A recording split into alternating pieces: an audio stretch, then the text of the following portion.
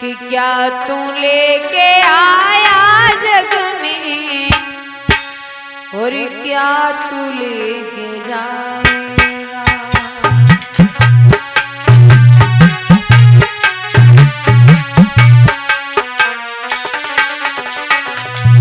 क्या तू लेके आया जग में क्या लेके जाएगा।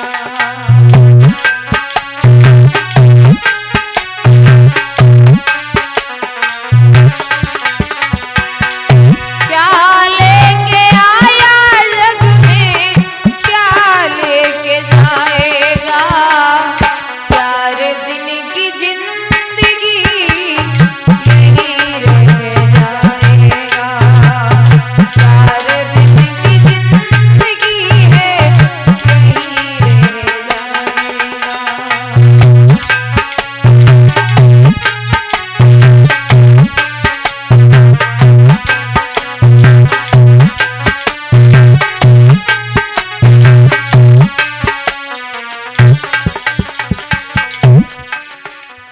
समझा रहे हैं, सुनो मैया, तुम नहीं जानो क्या। तूने जो कमाया है, तूने जो कमाया है उसे दूसरा ही खाएगा। खाली हाथ आया जग में खाली हाथ जाएगा। खाली हाथ आया जग में खाली हाथ जाएगा।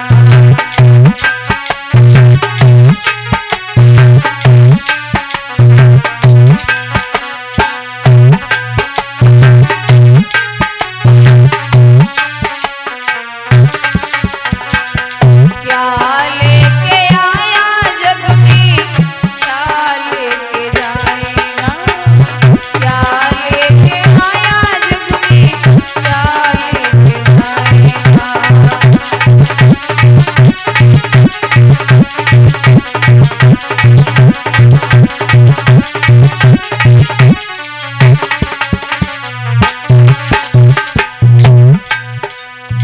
कोई किसी का नहीं है। दुनिया के रिश्ते दुनिया तक ही हैं। जब हम आप इस दुनिया में हैं तब तक रिश्ते कायम हैं, और जब दुनिया छोड़ के जाओगे ना तो घर वाले भी कहेंगे जल्दी करो, देर रह रही है, मिट्टी खराब हो जाएगी। फर्क इतना है, आज मिट्टी के ऊपर चल रहे हैं तो कल मिट्टी के नीचे दफन होना है। ये मिट्टी का शरीर है, मिट्टी में ही मिलना है, और जब शरीर मिट्टी में ही मिलना है तो घमंड किस चीज का। और घमंड उस चीज पे करो जो खुद के बाप की हो। ये शरीर हमारा नहीं है, ये शरीर हमें किसी ने दिया है। जब तक मन होगा तब तक देगा, जब कागज पूरे होंगे बुलावा आएगा तो पिंजड़ा खाली करके जाना। और इस शरीर में एक भी चीज ऐसी नहीं है जिस पर घमंड किया जाए। आंखों में देखो तो गंदगी, कानों में देखो तो गंदगी, आंखों में देखो तो गंदगी, मुंह में देखो तो गंदगी। यहाँ तक कि 4 दिन न नहा तो पूरा शरीर बदबू देता है। क्योंकि मांग रहा इस रूप को मूरख दोनों छाक, और पता नहीं इस रूप पे कल उपजेगी घास। इस हाड़ मास के पुतले पर इतना क्यों फिदा हुआ है। इस हाड़ मास के पुतले पर इतना क्यों फिदा हुआ है। इस हाड़ मास के पुतले पर इतना क्यों फिदा हुआ है। अरे इस हाड़ मास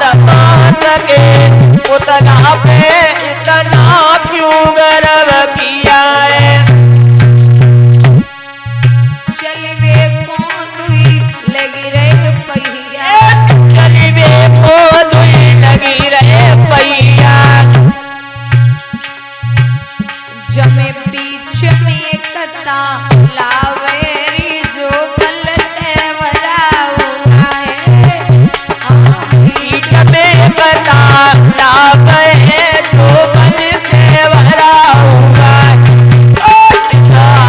बांस के पुतले पर इतना क्यों गर्व किया है। ध्यान रखना भैया, मैया ने रोकने की बहुत कोशिश की लेकिन बेटा नहीं रुका।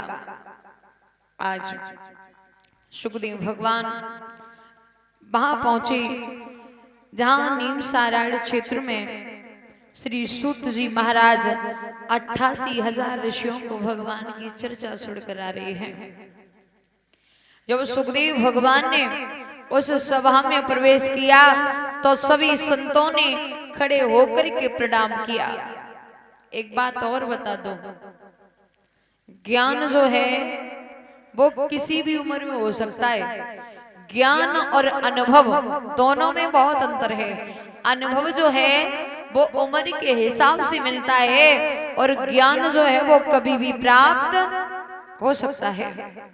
और किसी भी चीज का मोल मायने नहीं रखता जितना उसका कृत मायने रखता है। क्योंकि पायल 4-5 हजार की मिलती है जो पैर में पहनी जाती है और बेंदी 5 या 10 रुपए की मिलती है जो माथे पर लगाई जाती है। संतों ने प्रणाम किया, आसन डाल के बिठाला। अब बड़ी सुंदर कथा आती है, परीक्षित जी का जन्म कैसे हुआ। तो महाभारत जो है वो अंतिम सीमा पर है। बड़े बड़े योद्धा मारे गए और इतना बड़ा महाभारत छोटी सी बात पर हो गया। द्रौपदी ने बस ये कहा था कि अंधे की औलाद अंधी पैदा होती है। तो कहता है दुर्योधन, एक दिन कही अंध के अंधा और आज फंसे अंधन के फंदा। कहता है दुर्योधन द्रौपदी से कहे, द्रौपदी तू मेरा अपमान करती मैं बर्दाश्त कर लेता, लेकिन तूने मेरे पिता धृतराष्ट्र का अपमान किया है, मैं बर्दाश्त नहीं करूंगा। जुए का खेल खेला गया।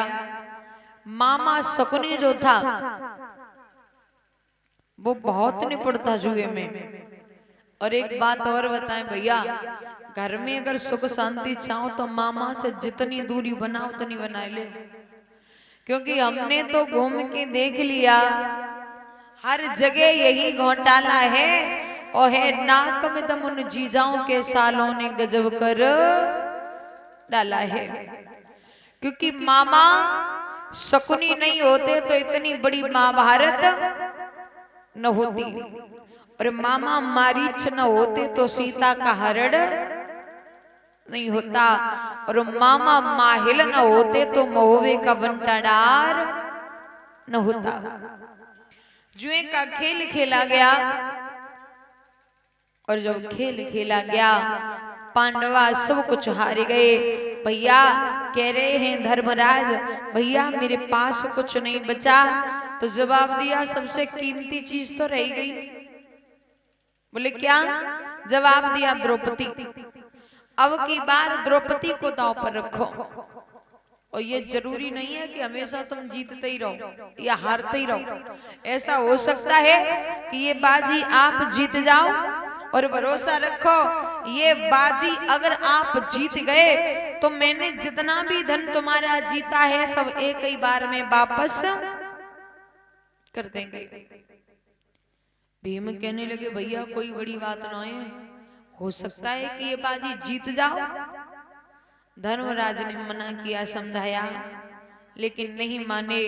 द्रौपदी को जब दांव पर रखा तो विधि के विधान पांडवा द्रौपदी को भी हार गई। और जब द्रौपदी को भी हारे, संकेत किया, बोले जाओ दुशासन से। दुर्योधन कह रहा है कि दुशासन जाकर के द्रौपदी को सभा में लाओ। ध्यान रखना भैया।